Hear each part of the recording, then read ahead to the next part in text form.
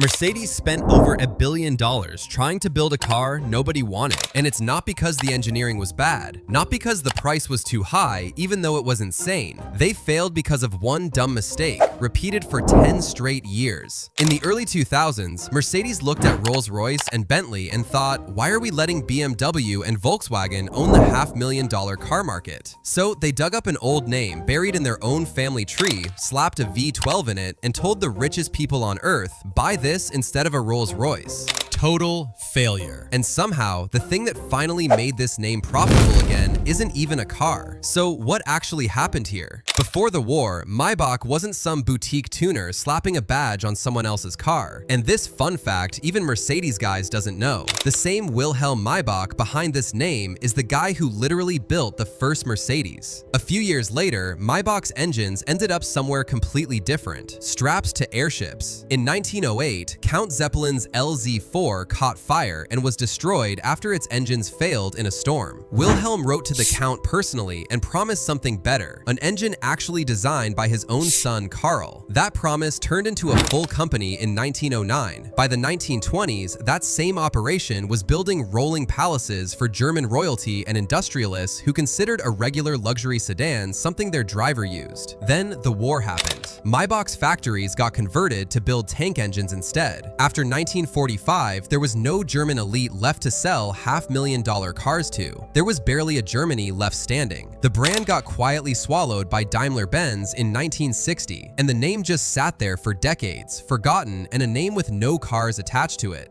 Fast forward to the 1990s, and Mercedes has a problem. Rolls-Royce gets bought by BMW. Bentley gets bought by Volkswagen. Two of Mercedes' biggest rivals in ultra-luxury just got handed to two of Mercedes' biggest rivals in everything else.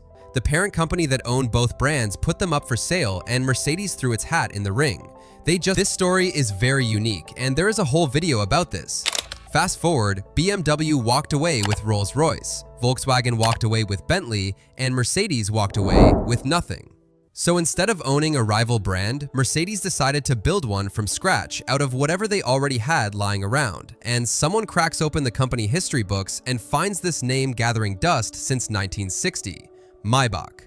Instant heritage, zero R&D on the brand story, already sitting in Mercedes' own family tree, so the plan was simple on paper. Bring it back, drop a V12 in it, charge $350,000, and let the marketing department call it a Rolls-Royce killer.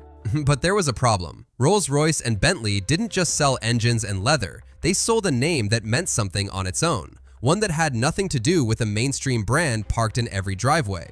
And it wasn't like buyers in that world didn't know the difference. These are people who already own 3 houses and a private jet. They notice when something is borrowed instead of built. Mercedes was about to find out the hard way that you can't just borrow that. So in 2002, the Maybach 57 and 62 landed in showrooms. The numbers stood for length in decimeters because apparently even the naming convention needed to remind you how big and expensive this thing was. Under the hood, a twin-turbo V12 pushing past 500 horsepower, a cabin with more soundproofing than a recording studio, reclining rear seats with footrests, a champagne cooler as an actual option. Later versions went even further, a perfume atomizer built into the dashboard, seat piping embroidered with actual Swarovski crystals because apparently someone decided that's what separates real luxury from a regular Mercedes. By the way, it would be nice if you would subscribe. Enjoy the rest of the video. So Mercedes even built a one-off concept called the Excelero, technically made to test high-performance tires, which somehow ended up setting a real speed record, over 350 kilometers an hour, making it the fastest luxury sedan ever built on production tires. Which is a strange flex for a brand that, at the same time, couldn't convince people its regular sedan wasn't just an S-Class in a costume. And here's the part that should have been a warning sign from day one. Underneath all that leather, the Maybach 57 and 62 were literally built on Mercedes S-Class underpinnings, one of them borrowed from a platform that was already getting old by the time the Maybach launched. Park a Maybach 57 next to an S-Class from the same era and you needed a trained eye to tell them apart. Same headlights, same door handles, same silhouette, just stretched a bit longer and badged differently. Rolls-Royce buyers were paying that same kind of money for a car that looked like nothing else on the road, built on its own dedicated architecture. Maybach buyers were paying it for a Mercedes that looked like every other Mercedes, just bigger, riding on a chassis Mercedes already had sitting in the parts bin. That's the exact moment the whole plan started working against itself. You can build the smoothest engine in the world, but you cannot engineer exclusivity into a car that looks like it rolled off the same line as your neighbor's taxi. Dealers noticed the problem before Mercedes ever admitted it publicly. Salespeople reported customers walking in, sitting in a Maybach 62, then walking straight to the S-Class next to it and asking what the actual difference was, besides $100,000 less. That's not a good sign when your entire business model depends on people not asking that question. Even the people who bought one ran into trouble. Rappers and celebrities who got a Maybach specifically because it screamed money quickly found out that most people on the street had no idea what they were even looking at. You'd pull up in a car worth as much as a house, and half the crowd would just assume it was a slightly stretched Mercedes because, well, it was. Compare that to a Rolls-Royce Phantom rolling up, launched that same year at almost the exact same price, where every single person on the sidewalk instantly knows exactly what that badge means and what it costs. Think about what that actually means for a buyer at this level. These are people who could walk into any dealership on Earth and order whatever they want. The entire reason to spend $350,000 on a car instead of a private jet upgrade is the reaction it gets. The room going quiet when you walk in. The valet treating it differently than every other car in the lot. Take that reaction away and all you're left with is a very expensive way to arrive somewhere in comfort, which, at that price, simply isn't enough. Mercedes tried patching the problem instead of fixing it. More options, more personalization, and eventually a Landaulet version, first shown off at a Dubai auto show in 2007, with an open-air rear compartment that cost close to $1.5 million. Fewer than 25 of these were ever built over 6 years, which tells you everything about how badly the standard model was already sinking by that point. But no amount of extra leather or gold trim fixes the one thing luxury buyers actually cared about: having something nobody else on the block has.